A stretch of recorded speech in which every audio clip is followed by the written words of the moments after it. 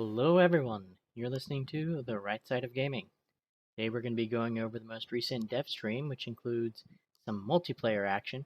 We're going to be going over a little bit of the new stuff that they've dropped for us, as well as some of the artifacts, equipment, and spells that they had in the video. And just to let you know, there were a lot of spells. We're going to start by throwing out some numbers. Whenever open beta starts, we're going to have over 50 artifacts, 160 pieces of equipment, and 170 spells.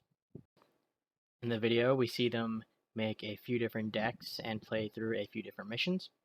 They do one on hard and then one on expert. So that is difficulty 2 and 3. Not the easiest difficulty, and they don't do the hardest difficulty. They're kind of in the middle there. They also don't add a world enchantment to either of them. I think they were going to, but they didn't quite manage to make it. I think someone queued up before they managed to get everything set up. Now, once they're on a group and running around, you'll notice they're all picking up their gear. It's all instance gear. You get your own loot, you're not having to roll for someone else's. And the content is going to scale with your loadout, and there's going to be a multiplayer modifier on top of that. We see some of the loadout scores in there. They're like, oh, if you're going to do hard, you want a 400 score. If you're going to do expert, you need, I think it was 750. If you want to go all the way up higher than that, you're going to be looking for a 1000 loadout score for that highest tier. And they go in with, well, starting with a preset gear, preset build, with a loadout score of around 700. Now, they couldn't get too much higher than that because a lot of their spells were at level 6. You can rank up levels 1 to 6 using just the spell pages. But if you want to rank them up higher than that, you need those Eternal Echoes. I want you to think of Eternal Echoes as kind of your end game resource. That's what you need to really put yourself up to the top levels of your spells, and you're probably going to have to be doing the harder content to get them. So you're probably going to have to try to level everything up to 6 and bump yourself up to that next level of difficulty and start trying to slowly grind those echoes.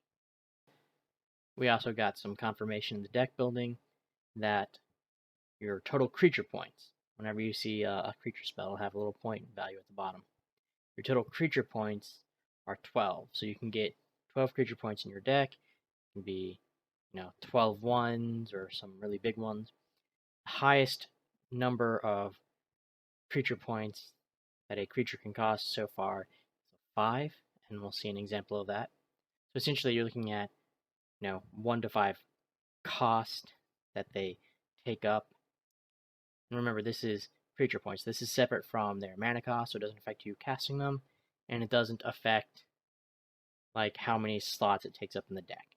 Okay, it's just a limit on how many creatures you can have, presumably so you don't overrun the game and the field with a bunch of creatures and make everything crash.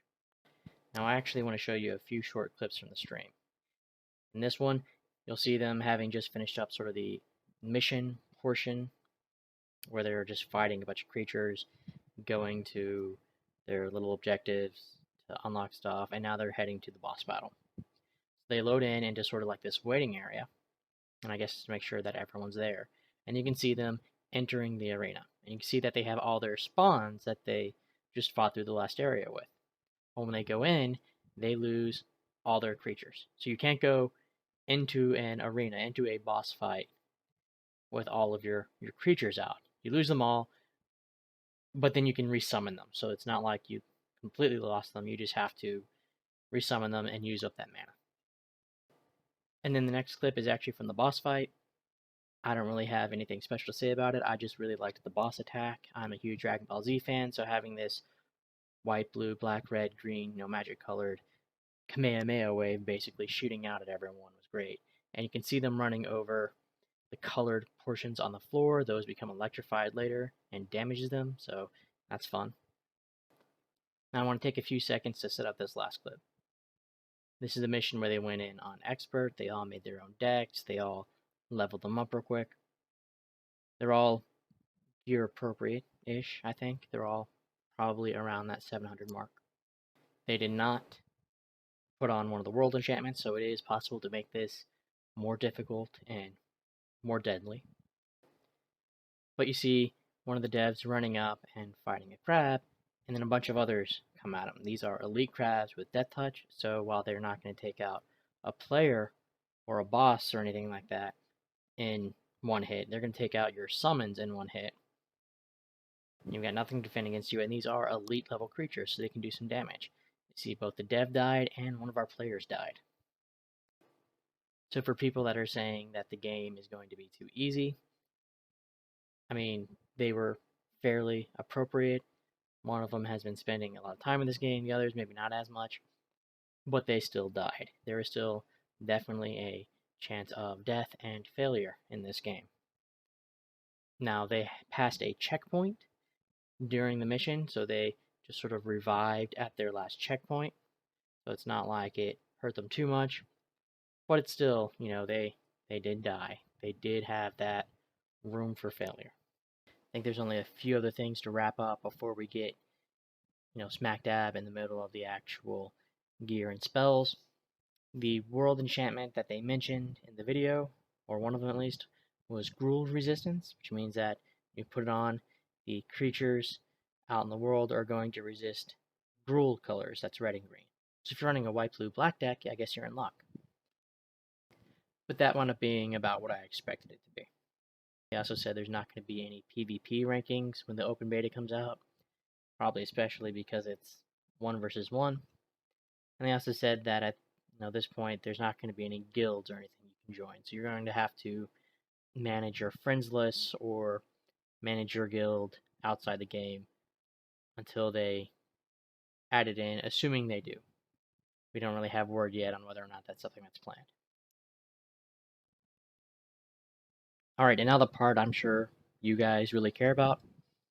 We're going to be going through the artifacts, equipment, traits, and spells that were shown in the most recent stream. I know they've been previewing some spells in the Discord, but those appear to be all ones that I clipped from the stream anyway. So it'll just be easier to go through all these rather than having to sort through and see what all they post.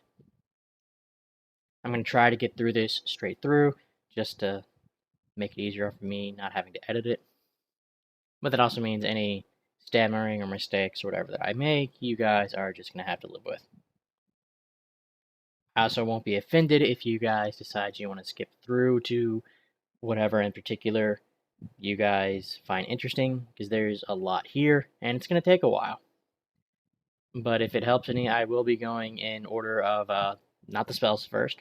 We're doing artifacts, then equipment, then the traits, and then we'll do all the spells in Weberg order, so then white, blue, black, red, green, and then colorless. Okay, so if you decide you want to fast forward or skip to whatever, please feel free, be my guest. I also won't be offended if you just, want to mute it and skip ahead and read for yourself whatever you want. So, we have the artifacts. We have Assailant's Contract. Whenever you kill a champion or elite ranked foe, and as an example, those killer crabs that knocked out a few players in the dev stream, those were elites. Well, when you kill one of those, you'll gain lesser swiftness, which is going to increase your movement speed for a period of time. And then the next sorcery spell you cast is going to reduce the cooldown of your next secondary ability activation by 1 second. And how many sorcery spells depends on how many enchantments on your deck. You get 1 sorcery spell after killing them regardless to reduce the cooldown, but every additional enchantment in your deck means that the artifact has another sorcery spell count for that secondary ability activation cooldown. So, if you have 3 enchantments in your deck, for our next 4 sorcery spells, 1 plus 3 different ones for the enchantment, you cast will reduce the cooldown of your next secondary ability activation. So your next secondary will have a reduced cooldown of 4 seconds. I know that's one of those, it seems convoluted to have to talk about, but I can see how that might be useful, especially if you're using your secondary activation a lot. Next, we have the Blood-Soaked Altar. Whenever you sacrifice a creature, if able, and that's important, if able, lose life equal to 15%, and that'll vary with probably with rank and also with the effect later, of your max, and discard a card at random. If you do, create a 5/5 black demon creature token with trample for a period of time. Now that if able is important. We see that in Magic the Gathering, and it looks like it's popping up in Magic Legends. That means if you're not able to do the if able part, you're not going to get the if you do part. So, let's say you don't have enough life to sacrifice whenever you sacrifice a creature. Let's say you're at 14% and you needed 15. You're not able to lose that amount of life, so you're not going to get your demon token. Or let's say you sacrifice a creature and you have enough life, but you don't have any cards in your hand. Well, you can't discard, so you're not going to get your demon creature. You have to have both enough life and be able to discard to get the demon. So you're going to have to probably keep track of both your life, your hand. You might need some draw spells. At the very least, you know you're going to have some life gain and life link type of effects in black. So you should be able to get that. And I think they said that whenever you have a creature that has lifelink, they are going to be healing you, not themselves. Okay? So that was a really important distinction that I'm glad they told us about. So if you make a creature with lifelink, like from that artifact that we went through the other day, it's not going to heal itself with lifelink, but it will heal you. And if it's healing you, well, then that gives you more life to play with for Blood-Soaked Altar. Now you can reduce the amount of life that you have to pay to get the demon by 1% for each sorcery spell in your deck. So you can reduce that by a pretty fair amount. Next we have Gilded Lotus, which is our Planeswalker Bundle artifact. I know a lot of people are probably eager to figure out exactly what this does, just so they know whether or not they want to buy the bundle. I'll give you a tip. If you are one of those people that wants to skip ahead, we also have the artifact creature in the bundle later on. It'll be towards the very end because it's a colorless creature, so if you feel the need to skip, just go towards almost the very end of the video. Now, the Gilded Lotus says whenever you kill a champion rank creature or higher, there's a chance for it to drop a Lotus Petal. And when you pick up a Lotus Petal, it grants 1 mana divided among your active deck colors. So if you're running a red-blue deck, it will give you 1 mana divided up between the red and blue. It's also going to give you Lesser Might, which is going to give you a bonus, but I think most people are probably going to be running it for the mana. Next, we have the Goblin Supply Manifest. Whenever a creature enters the battlefield under your control, it deals a percentage of its damage in an AoE around a random foe. Then there's a chance for the effect to target an additional enemy, and the chance to target an additional enemy is increased by the amount of red mana in your mana pool. There's a very good chance the creature is entering the battlefield because you cast it, which means you're probably not getting the full amount.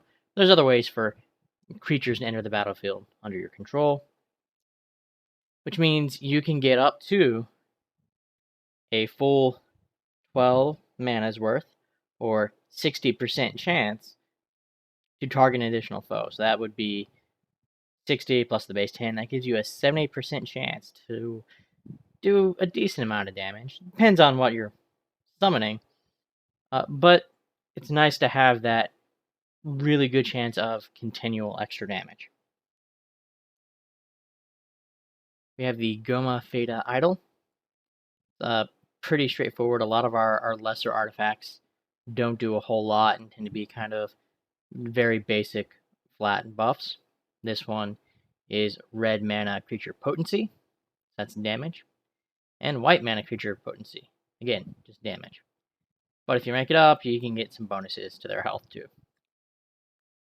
We have on Zendikar Volume 1, which is health for green and red creatures. And then your green mana sorcery potency, so damage of your green mana sorcery spells. We have Pearlescent Fracture, which is white mana creature health, and chromatic creature potency, so of creatures you control. Chromatic, I think, is going to be your all colors, basically. Finally, we have the Teachings of Serra. Whenever you cast a creature spell, you heal for a small amount, and then one creature you control gains lifelink. And with the more enchantments in your deck, more of your creatures will have lifelink. So if I have 4 enchantments in my deck, I can give 5 creatures lifelink, which would be nice. Because even if it doesn't heal you for a lot, them doing damage will.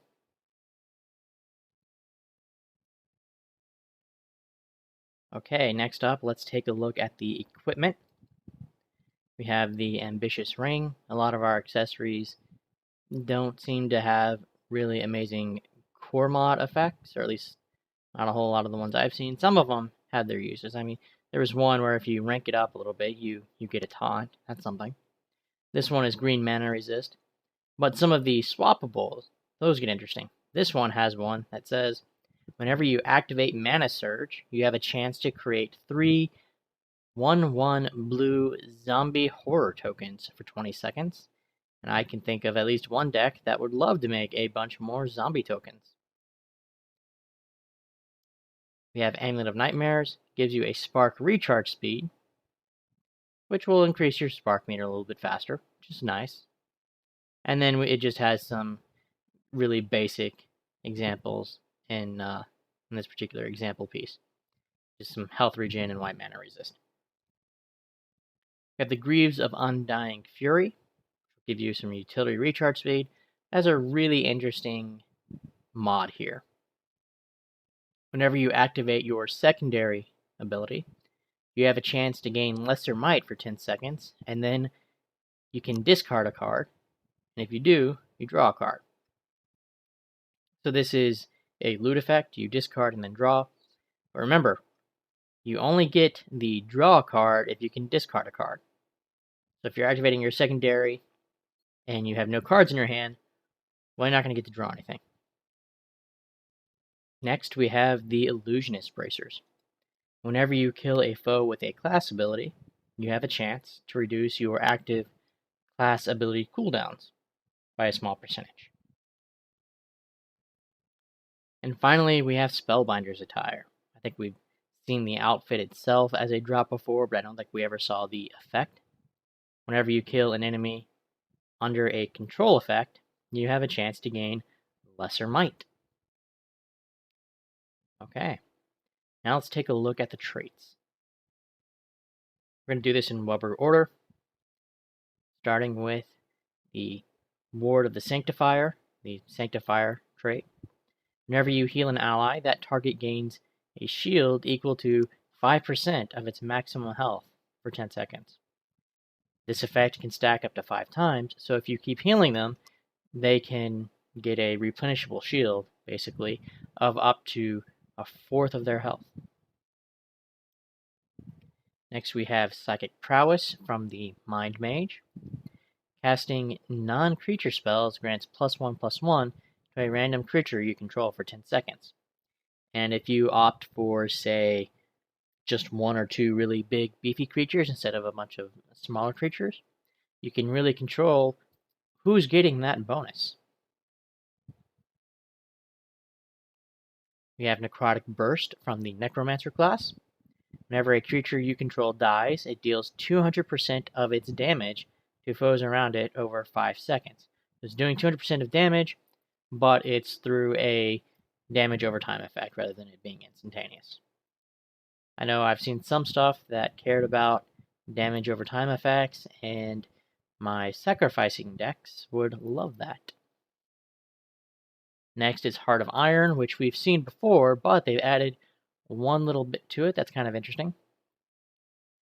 While you have it slotted and you are defeated, you will be revived with a fourth of your hit points, which is the same as what we've seen before. But you'll also recover an additional 15% of your hit points over 3 seconds. That's new. Additionally, you'll be immune to damage and control effects for 3 seconds. So you'll come back with a fourth of your health, and after a few seconds, during which you're immune to damage, you're going to basically be at 40% health. You're going to come back with a bit more, and you're going to be able to do a little bit during that brief revive immunity period. Finally, we have Primal Rage from the Beast Color class. While it's slotted, casting a sorcery causes your strongest creature to inflict 100% of its power as damage to enemies that attack it for 10 seconds. You can get a creature that can taunt, that'll be great because it's basically getting a retaliate effect.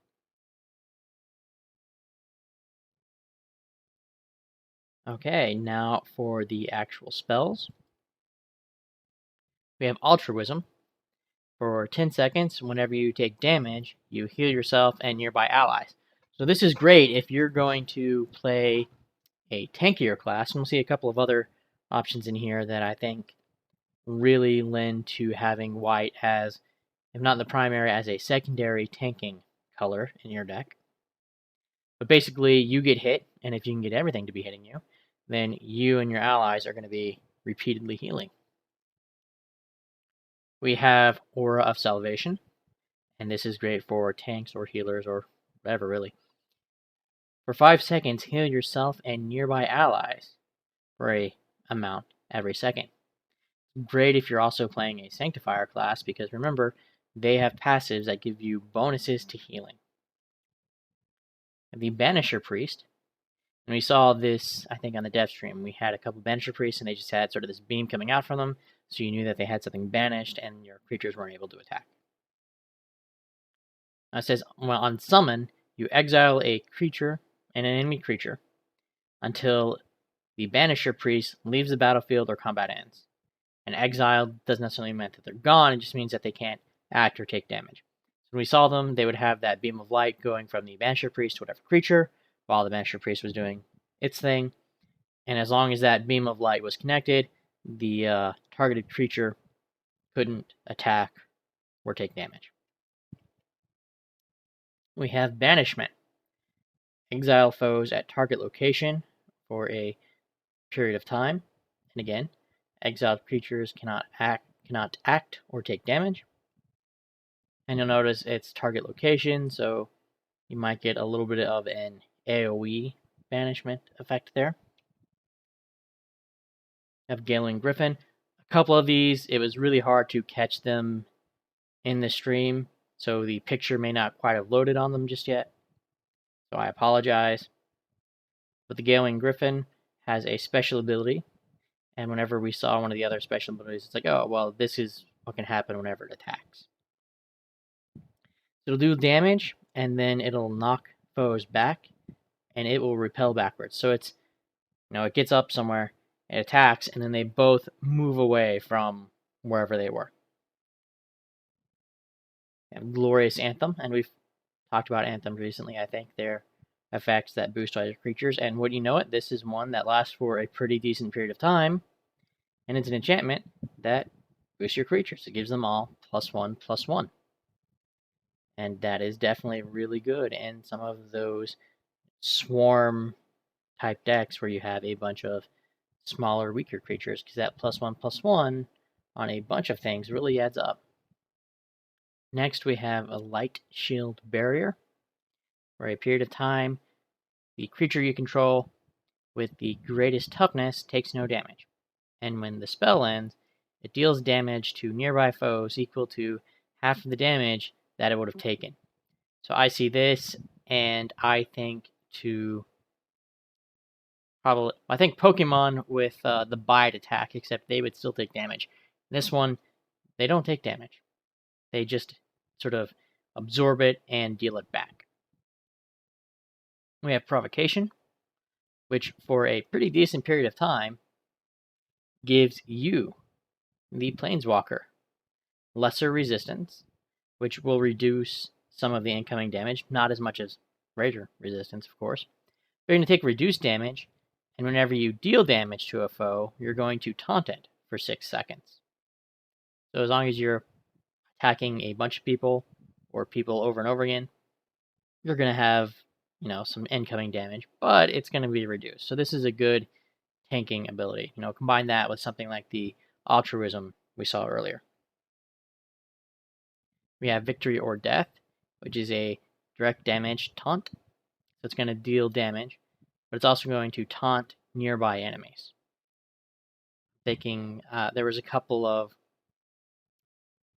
whenever I played D&D in 4th edition, we had attacks that imposed not your divine challenge, divine sanction. We had some AoE divine sanction effects, which was just, you did the thing and it sort of taunted everything around you. And I love that. That's what this makes me think of. So I think it'll be really fun to put in on a sort of tanky type of class. Next, we have Zealous Charge. For a period of time, creatures you control gain +2/+2. So it's not like the enchantments where you have it continuously for a long period of time. Sorceries, I guess, sort of last for a shorter period. So instead of like 30 seconds as the base, this is 8 seconds. And if you're wondering why I keep saying a period of time, the fact that it's sort of in a different font, and it's got that little marker next to it, makes me think that's how they've changed it from sort of the previous graphics we've seen where they would put like little dots under it, sort of indicate that that's one of the things that can change. So I assume that as you level it up, maybe you can give them a bonus for longer than 8 seconds. Finally, we have Zealous Servant. Whenever you take damage, the creature gains +1/+1 up to +4/+4. That's you, the Planeswalker. So you can get this from a 1/2 up to a 5/6 just by taking damage. So it's probably a good creature to have in your deck if you plan on getting beaten up a bit. Works really well with those taunts, just saying. Okay, next up we have our blue spells. So let's pop back up here. We have the Academy Wizard, which is one that I think you get a skin for in the Planeswalker bundle. Whenever you draw one or more spells, Academy Wizard summons a 1/1 illusion creature token for 30 seconds, up to a maximum of 3. So you can't have a whole bunch of illusions running around, but you can keep up a pretty steady stream of 3. Blue has a lot of card draw in Magic the Gathering, and we'll see a decent amount here in Magic Legends. We have Avatar Frost. I don't know if we have seen this one before or not. I don't remember, so I just went ahead and added it. It is a stun when you summon it, and its special ability, like whenever it attacks, has the chance to, I guess, stun creatures as well. And we have Concentrate, which you'll know we've seen before, but they've added something to it. Originally, whenever we saw a previous iteration of this, it just said draw 3 spells. Now it says draw 3 spells, and you have a chance to draw an additional spell. Which means you basically have a chance to go from an empty hand to a full hand, because if this is your, the only card you have in your hand, you're going to get up to 3, because you're going to lose it, gain 3. When you have a maximum of 4, this gives you a chance to get that 4th one back. Which I think is kind of nice. I guess it was underperforming, I don't know. But I'm not going to complain about extra cards. I have Deeproot Stalker, as you can see, is another one where the stream didn't quite cooperate with me. But it has hexproof, which means it can't be directly targeted by enemies. Which, makes it pretty good for a, cheap monster. It's only 2 mana, it gets a 3/1. I'm not too worried about that toughness because creatures aren't going to be attacking it directly. It can still take some damage from AoEs and things like that.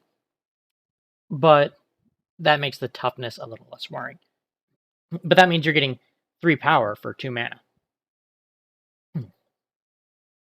Next we have Evolvozoa. Evolvozoa. I'm gonna have to say that one a couple times just to make sure I'm getting it right. Evolvozoa. I'm sure I have seen a creature like this before in Magic the Gathering. I just can't think of what it was.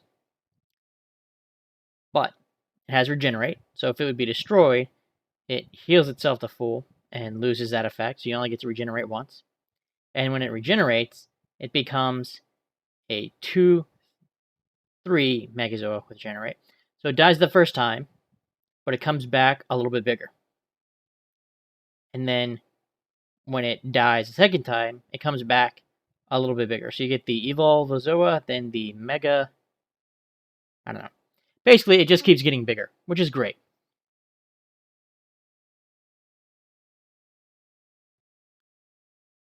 Next, we have Homerid Shaman. I know a lot of people like the Homerids.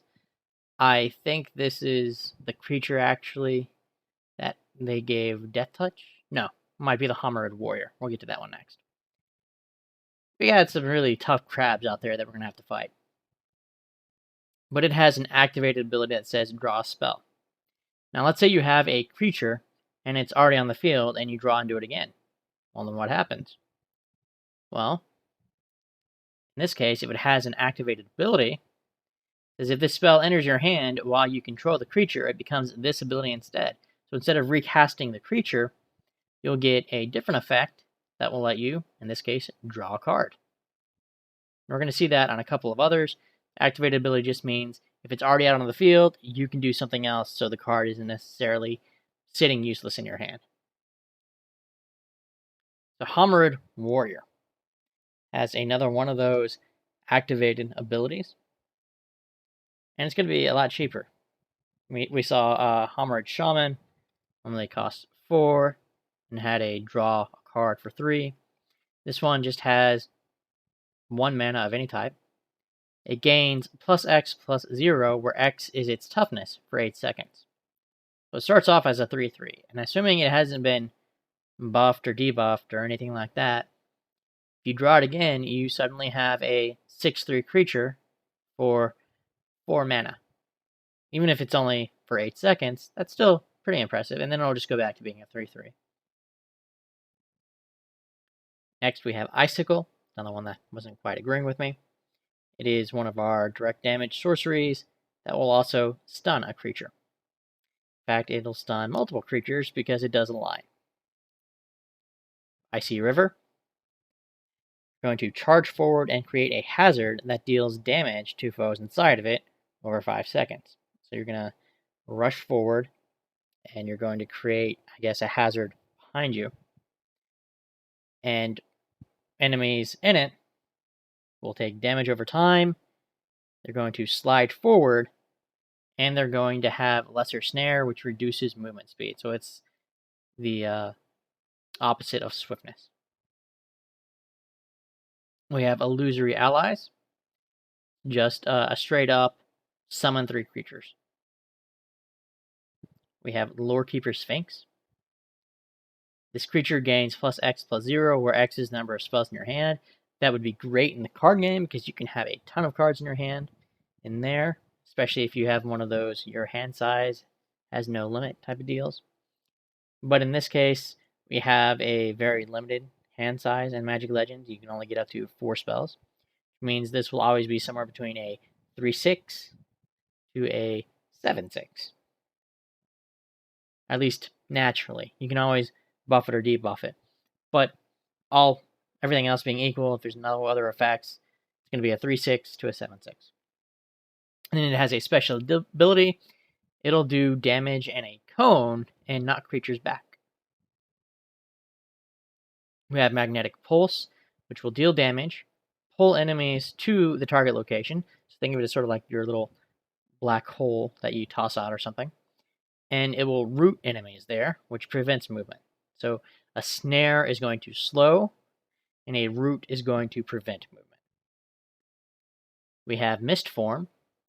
So for a period of time, you're going to have greater swiftness, which is really fast, and immunity to control effects. So you're going to be able to run around without having to worry about being controlled.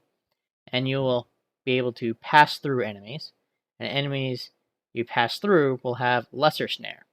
So you can basically run right through them really fast and get away, and they will be slowed when you do.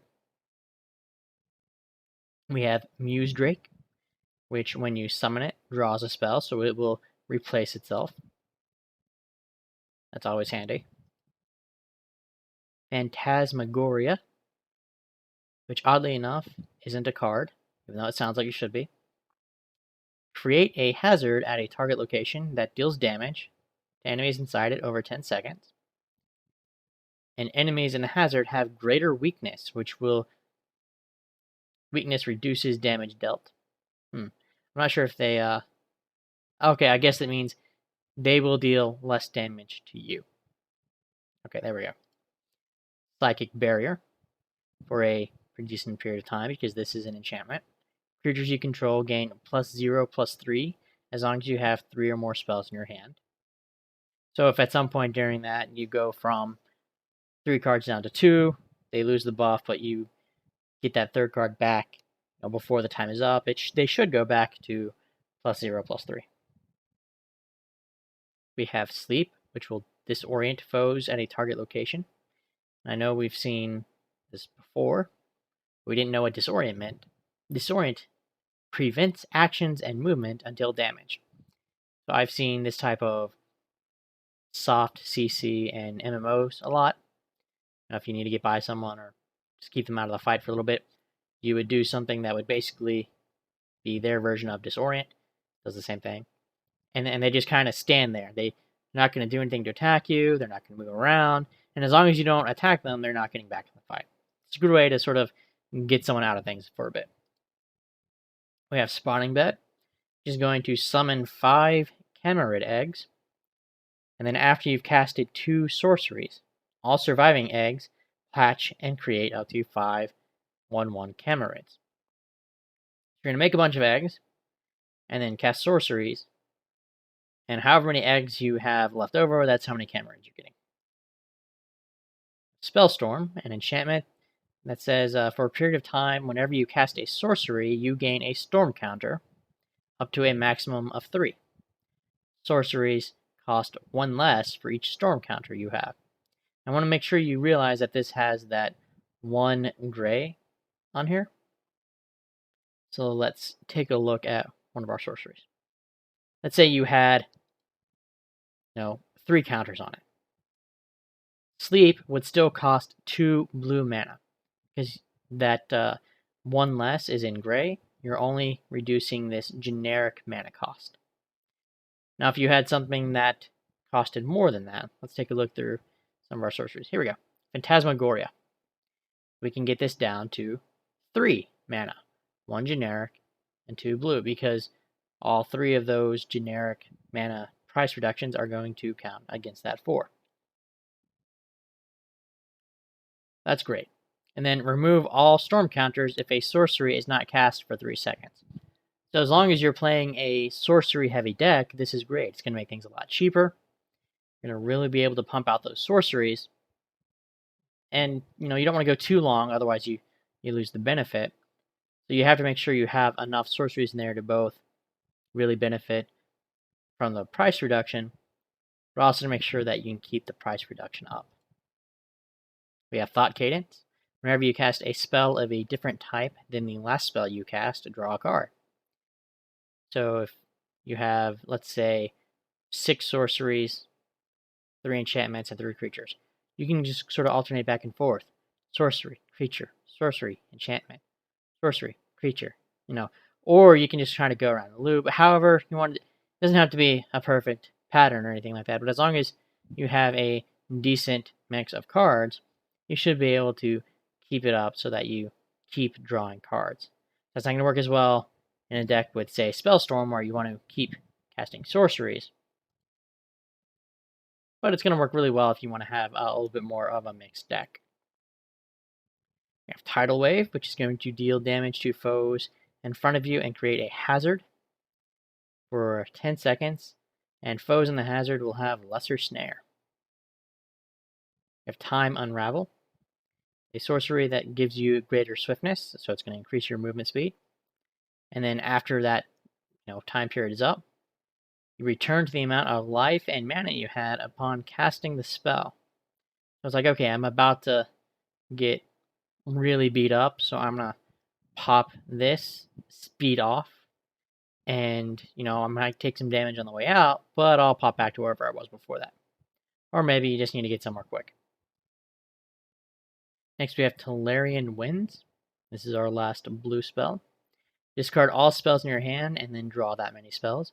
If you're not familiar with Magic the Gathering, we have a term called Wheels, because there was a card, Wheel of Fortune or Wheel of Misfortune, I forget which, that basically said discard all your cards, then draw that many. And it's one that's been repeated a lot in different ways over the years. We get a lot of discard your hand, draw that many.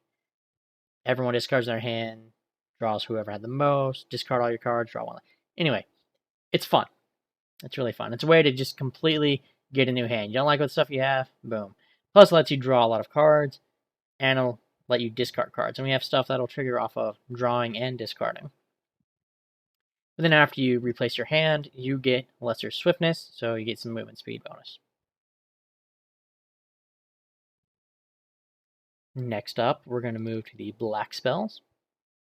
We have Butcher, which is going to deal damage to enemies in a cone. And all of our critical effects, like if you want to deal critical damage, is based off of some type of control effect or something along those lines. In this case, you can deal critical damage, in this case double damage, to enemies with 50% or less health. Okay, so that's how you're going to crit with Butcher, and some of the others will have different critical effects. A lot of cards won't be able to crit at all, I guess. But this one, if the target's already weak, this is going to do more damage. We have Cabal Knight, which will have lifelink. So once per attack, damage dealt by the creature heals you. Remember, you, the Planeswalker, not you, the creature. And its special ability is it will charge forward and deal damage twice, followed by damage to nearby foes. So it's going to move forward, and it's going to sort of attack twice, regular attacks, and then it's going to have sort of that AoE at the end. We have Corpse Fiend. Whenever another creature you control dies, Corpse Fiend gets a Devour counter. When it has +1/+1 for each Devour counter on it. And as a special ability, remove 5 counters on it, 5 Devour counters, and create 5 hazards that will deal damage to foes inside them over 5 seconds. So it'll, buff itself up to like an 8/10, and then you can drop back down to a 3/5 with those AoE dot damage. We have Dark Gamble. Discard a random spell and gain greater mana regeneration. So you can get some mana back in black, not just green, but it's going to come at the cost of a random spell. Which remember, you have to cast this too. So if you had 4 cards in your hand, you're down to 3 because you have to play Dark Gamble, and then you're down to 2 because it's going to discard a random spell. Now if you have fewer than that, maybe it'll still let you get away with it. Like if this is your last spell and you can't discard anything, well, it doesn't say that's if you do type effects. So you might be able to get away with that. But it's just one of those things to keep in mind that when you cast it, if you have cards in your hand, it's going to make you discard. We have Darksworn Cleric, which will have lifelink and a special ability that creates a hazard that'll do damage to enemies inside of it. Another damage over time effect. We have Death Cursed Fanatic. Whenever it dies, you gain 1 black mana. We've seen other stuff where it's like you gain a generic mana or you gain mana back naturally. This specifically gives you a black mana.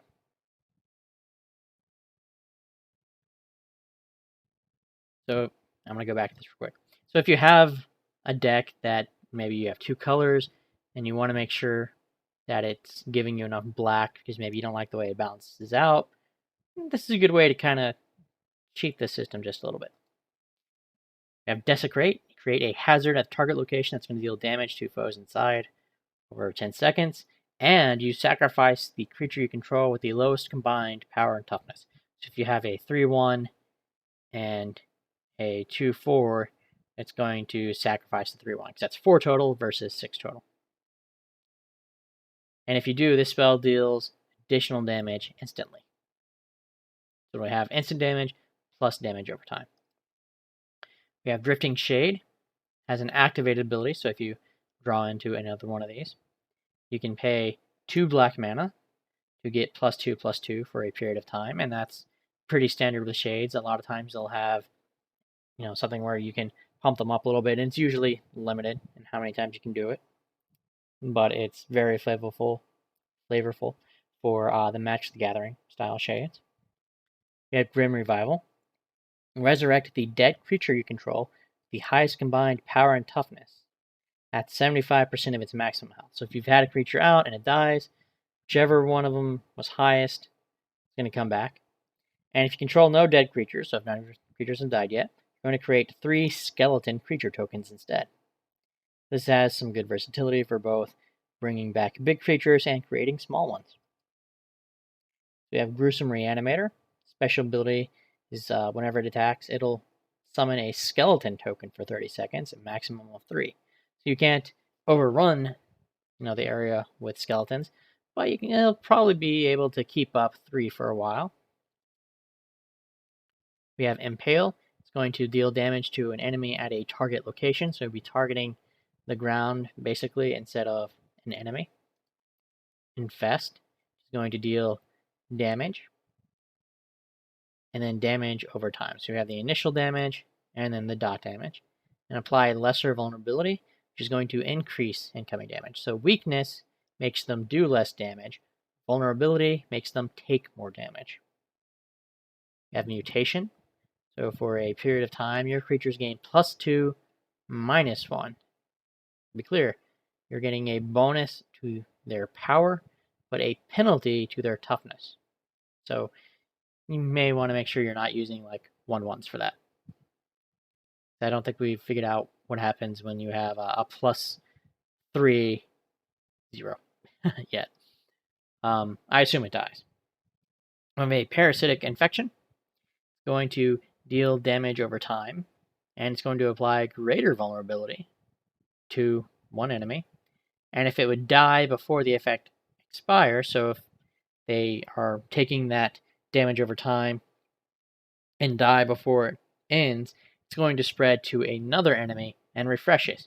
So that enemy will be taking damage over time for 5 seconds and getting greater vulnerability.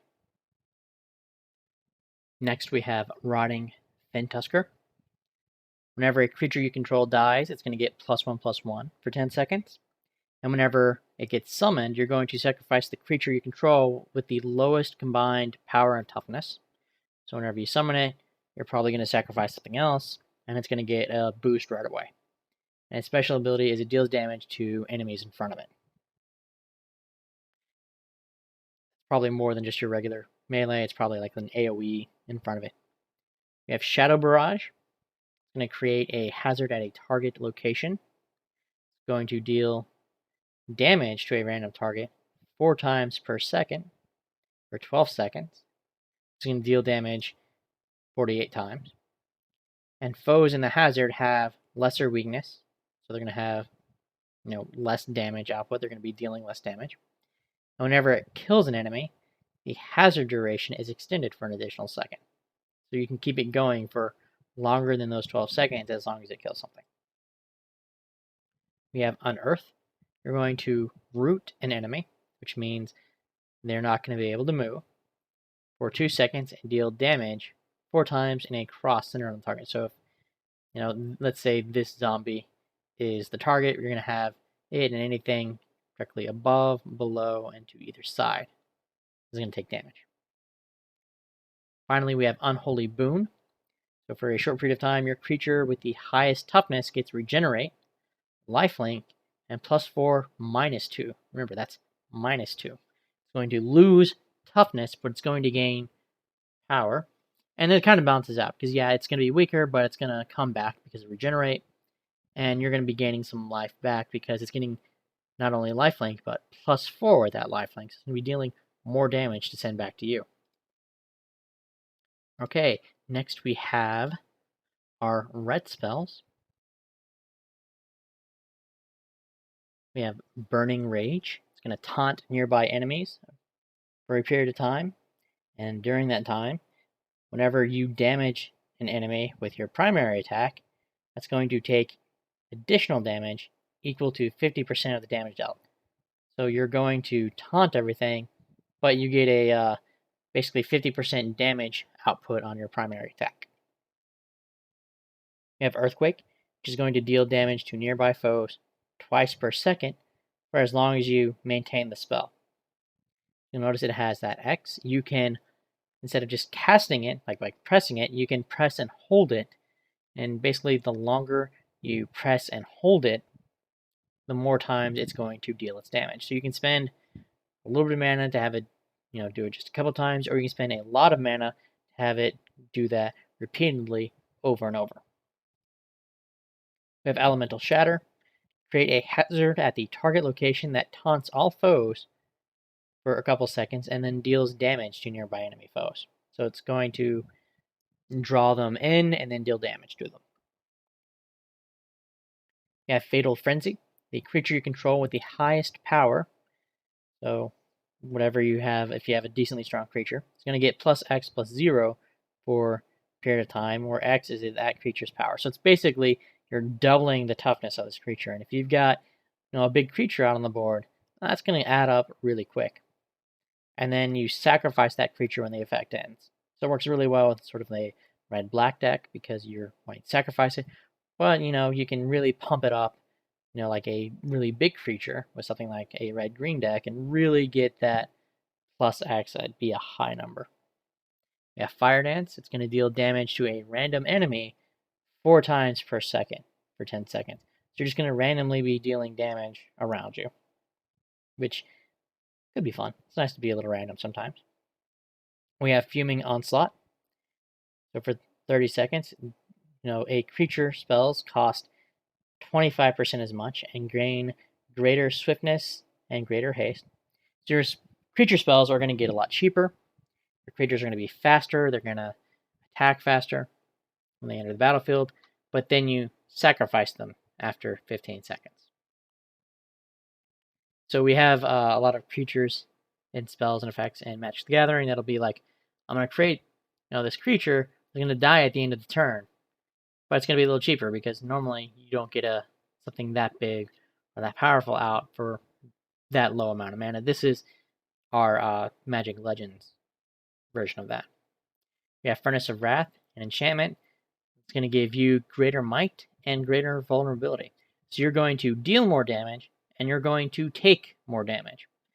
So it's one of those that kind of balances out. Of course, since you know it's coming, you can probably find a way to mitigate it or really make use of that greater might. You have Goblin Bombardment. It's going to deal damage to foes in a line, and it has another one of those critical effects. It's going to deal 100% additional damage, so it's going to deal double damage to enemies at full health. So this is a great way to start an encounter, or if there's something new and fresh, this is a great way to really hit hard. You have Goblin Firebomber. It's a special ability to create a hazard at a target location that's going to deal damage to enemies inside of it over time.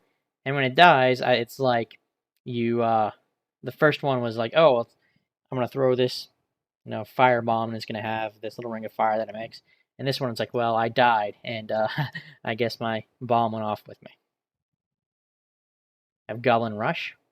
Whenever you cast a sorcery, create a goblin creature token. It's a great way to really pump out a lot of goblins. It'll be fun. They make a great swarm. You have Lava Vortex. Create a hazard at target location that deals damage to enemies inside it for a period of time. You have Lightning Elemental, which whenever you summon it, it's going to deal damage and stun nearby enemies. It's a special ability that's going to teleport to an enemy, deal damage, and it's also going to stun them again for a second. So you have a nice, potentially repeatable stun there, even if it's not a long-lasting one. You have Lightning Strike, which is going to deal damage to enemies in a line. Molten Shell, which is going to shield yourself for a certain amount for 10 seconds. So you'll have damage take out that shield before it does damage to you. And during that time, you're going to deal damage over time to enemies nearby. And I think we've seen an artifact that will give creatures a level 1 molten shell. So this is it. It gives them a shield to mitigate damage. And they're also going to be dealing damage to enemies nearby. We have Pyroclasm. It's going to deal damage and then have a dot effect, a damage over time effect to nearby enemies. Some really simplistic and just really nails the flavor on that flavor text. Fire spells. Burn. We have Shivan Dragon, which is pretty iconic at this point. It's a really old dragon. Whenever you summon it, it's going to deal damage to nearby enemies. It has a special ability to deal damage several times to enemies in front of it. So I guess whenever you summon it, I guess it has its fire effect. That special ability is definitely going to be it breathing fire on someone. I am for sure. We have Slag Strike, going to charge to target foe and deal damage to it. And there's a critical effect. You're going to deal additional damage if it's affected by a damage over time effect. So it's got one of those burning effects from your red spells, or if maybe you've got one of those disease-related effects from your black spells on it, you're going to deal extra damage with Slag Strike. Next, this is going to be one that's really fun, just because I know a lot of people have been wondering about werewolves, like, can we have werewolves? Well, this one is a human shaman werewolf that has a special ability to summon a wolf creature token for 30 seconds. If transformed, it's going to charge forward and deal damage, and create a hazard that deals damage over time. Some of you are thinking, wait, transformed? Yes. So if you go back to the original Innistrad block, we had a lot of creatures. I think they did something similar in their Eldrazi Innistrad block, where they still had transformed, but it's slightly different. In any case, we had creatures that would start off as human or whatever, and when certain conditions were met, you would literally flip them over. They didn't have the normal card back. They had a different card back. So if you weren't using sleeves, you had to use like these special marked cards. But it is a werewolf on the back. So you would literally transform it from a human to a werewolf. This one says if you control 4 or more wolves or werewolves, you transform. It gains lesser swiftness and +3/+0. So, as it fights, it's probably going to be making these wolf tokens. It makes enough of them and they're out. It'll go from a 2/3 to a 5/3 with a lesser swiftness. And instead of making more wolves, it's going to charge forward and make these hazards instead. Next, we have our green spells. We have Elven Assailment. It's going to create a hazard that's going to deal damage over time to enemies inside it, and foes inside of it have lesser snare, so they're going to be a little slower.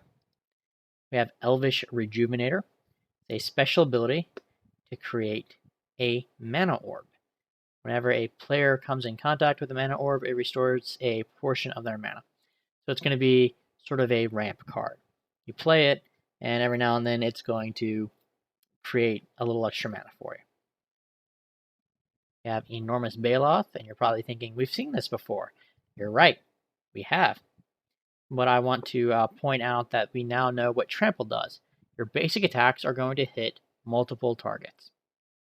I just wanted to make sure that we had that since we're going over some of these keywords here.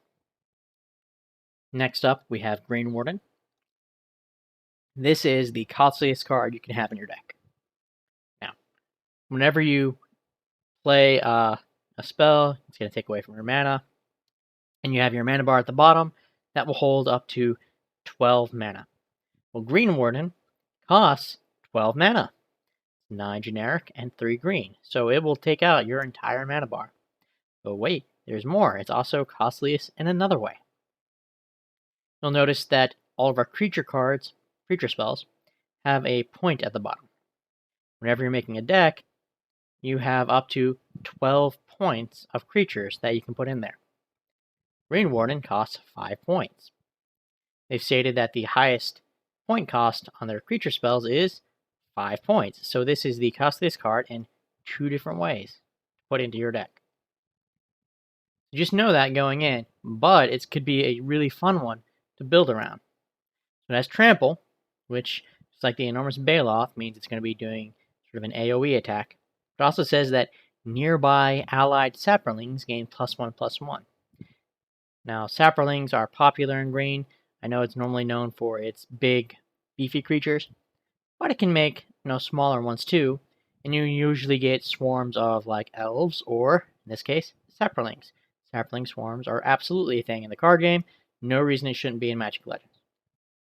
Now, we have some cards in here that will make Saprolings, and we'll probably see some more, but it also has an activated ability. If you draw back into Green Warden and you don't want to cast it again, which is understandable because that's 12 mana, that's all you've got, if you even have all that much back again, well, the activated ability only costs 3, so that's a lot cheaper. And it's going to create 3 1/1 Saprolings for 30 seconds. Remember, nearby allied Saprolings get +1/+1. It's going to make 3 2/2 creatures, basically. That's, a total 6/6 in power and toughness for 3 mana is not that bad, even though you had to pay 12 to start with, and you can make some more Saprolings. So, not the worst thing to go about. And then, finally, in green, I guess we didn't have as many green spells spoiled. I guess we've seen more of those before.